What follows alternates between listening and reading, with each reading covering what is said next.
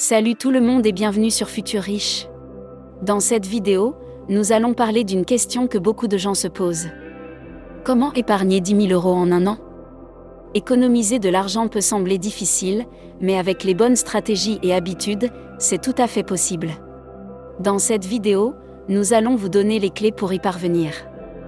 La première étape pour épargner 10 000 € en un an est d'établir un budget. Cela signifie savoir exactement combien d'argent vous gagnez chaque mois et combien vous dépensez. Il est essentiel de comprendre précisément votre situation financière actuelle en sachant combien d'argent vous gagnez chaque mois et en suivant de près vos dépenses. En établissant un budget, vous pouvez identifier les domaines où vous pouvez réduire vos dépenses et économiser de l'argent. Ensuite, vous pouvez fixer des objectifs d'épargne spécifiques et réalistes en fonction de votre budget et de votre situation financière globale. En gardant une trace de vos progrès et en restant discipliné dans vos habitudes d'épargne, vous pouvez atteindre votre objectif d'économiser 10 000 € en un an. Pour établir un budget, commencez par noter tous vos revenus et toutes vos dépenses, y compris les factures, les courses, les loisirs et les dépenses imprévues. Si vous voulez établir un budget, la première étape consiste à évaluer tous vos revenus et toutes vos dépenses. Cela comprend toutes vos sources de revenus, tels que votre salaire, les revenus des investissements ou toute autre forme de revenus. Pour les dépenses, il est important de noter tout ce que vous dépensez, y compris les factures mensuelles, les courses d'épicerie, les frais de transport, les dépenses de loisirs et même les dépenses imprévues, comme les réparations de voitures ou les soins médicaux d'urgence.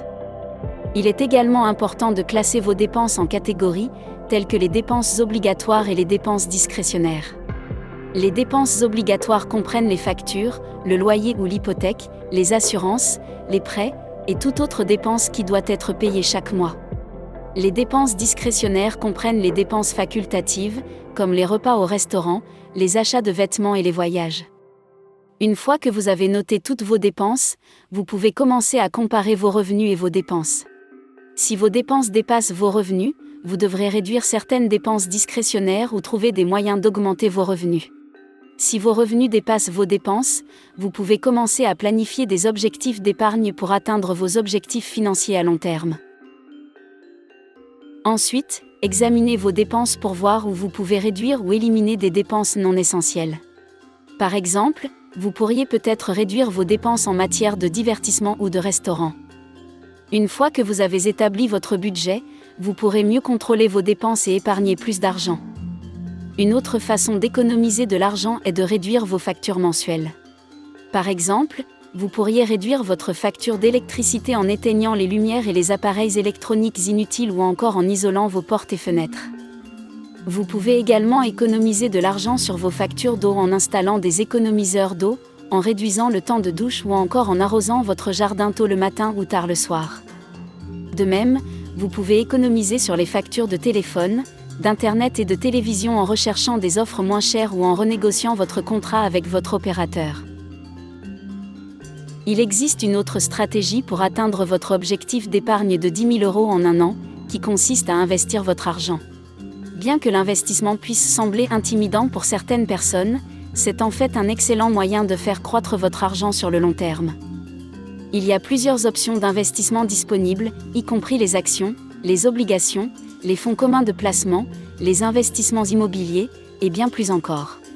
Chacune de ces options comporte ses propres avantages et inconvénients, et il est important de bien comprendre les risques et les rendements potentiels avant de prendre une décision.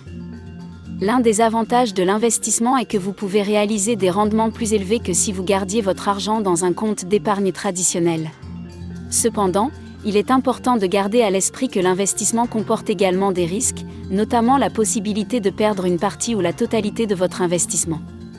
Si vous envisagez de commencer à investir, il est recommandé de faire des recherches approfondies sur les différentes options disponibles, de consulter un conseiller financier et de diversifier vos investissements pour réduire les risques. Avec une stratégie d'investissement bien planifiée et des investissements judicieux, vous pourriez atteindre votre objectif d'épargne de 10 000 € en un an, voire le dépasser.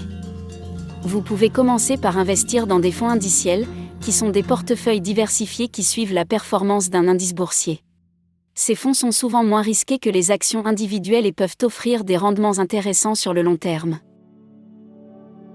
Une autre option est d'investir dans des comptes d'épargne à taux d'intérêt élevé ou des certificats de dépôt, CD, qui peuvent offrir des rendements plus élevés que les comptes d'épargne traditionnels. En suivant ces stratégies et en développant de bonnes habitudes financières, vous pouvez économiser 10 000 € en un an.